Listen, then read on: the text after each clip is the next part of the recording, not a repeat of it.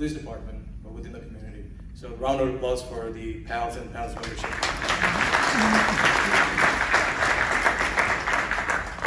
The question I have is is regarding the hate crimes. As you know, the statistics and data drives policies. There's a feeling between the community that there's the disconnect between the community and the NYPD when it comes to reporting the hate crimes. Whether it's that they don't know the proper way of reporting the hate crime, or maybe the hate crimes are not taken in a way that it should have been. The only mechanism that the community has found to address that issue is to involve local elected officials, have the dialogue going from that angle, and then involve police and stuff like that. So is there anything we can do to better that mechanism? Is there anything we can do to educate the community and get involved with the community, or vice versa, learn something from the community? There are lots of folks doing a great job on the front lines when it comes to hate crime in the community. Maybe they can help out assist in the process. Thank you. Thank you for the question, and it's very important to us as an agency. I will speak about it briefly, and I'll give the mic to Deputy Inspector Mark Molinari, who's the head of the Hate Crimes Task Force here in New York City. We have the largest hate crimes task force in the country, in the NYPD. There's roughly 24, 25, he may correct me, but members of the NYPD assigned under Inspector Molinari. We also have another 25 members that are monitoring hate speech wherever it may occur, and that's a new unit. And the thought behind that unit is we don't want to wait and watch hate speech ferment on the internet frequently, is what we see, until there's a terrible incident somewhere and then say, we should have seen it earlier. That one's a little trickier because that's protected speech, and we have to make sure that we're operating under all the appropriate legal guidelines on that one. I'm going to come back to Mark now. On the Hate Crimes Task Force, so one is proactive and one is reactive.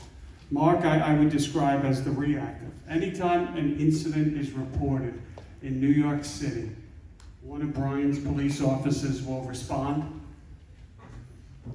Depending on what the incident is, it quickly escalates up the chain where a captain responds, and ultimately it will be delivered to Mark for the ultimate determination and the follow-up of the investigation. The key point there is anything reported to us. And I think that's what you really, at the heart of what you said. The first question of the evening from the woman in the back was, where do I find information? And I keep coming back to that. We invented a lot of things over the years, Mohammed, but if I invented things, or really when I say me, it was people like Mohammed, and the police officers in the street didn't know about it to use it, we failed. We used to talk about things like that.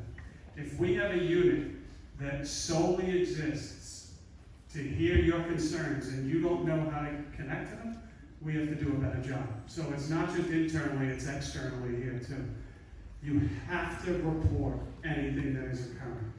If you don't report it to the police, we don't know about it. Now I will tell you that Mark, more than ever, is catching cases basically off somebody posting something on the internet, or somebody seeing graffiti or hate speech scrawled somewhere in New York City. And when we see something like that, oftentimes somebody on this dais is shooting him an email and he takes a case on it and now it's reported. But I am not naive.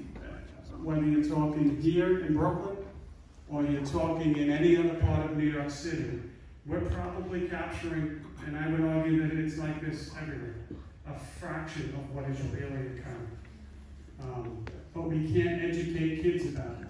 We can't hold people responsible. We can't correct conditions if we don't know about speech, destruction of property, or more significant crimes like a robbery or, God forbid, an assault or a sexual offense.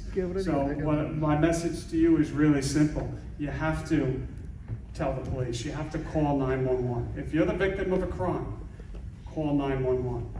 If you're more comfortable walking into your local precinct, walk into your local precinct and report it.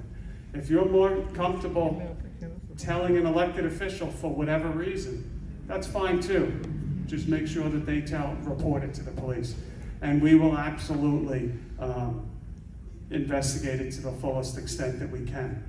Sometimes Mark investigates things that are disgusting, but they don't turn out to be hate crimes. And I think he can talk about that in a second. But believe me when I say that I know I speak for everyone up here. We are unified in that it is extremely disturbing to us. I will say it is even disgusting to us that in 2020, somebody should walk down the street anywhere in New York City and be subjected to, whether it's language, whether it's physical contact, solely because of who they are. Whether the religion they worship, whether it's their sexual orientation, whether it's the color of their skin, or any number of other protected classes. We will put the full might of the NYPD behind it. And I can tell you that Mark and his detectives do a great job, but we are not naive. There is a lot more work to do. I'll tell you too that every borough, Brooklyn here in Kings County under Eric Gonzalez, every borough prosecutor has a unit within it solely to investigate hate crimes and give them the urgency that they really deserve.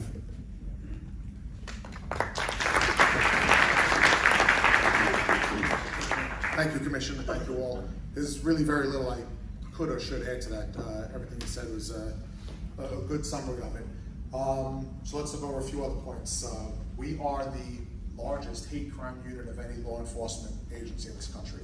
At the number the Commissioner quoted, 25 people. We are the second oldest hate crime unit in the country. Of all law enforcement agencies, there's only about 6 to 8 of them that have a dedicated unit just in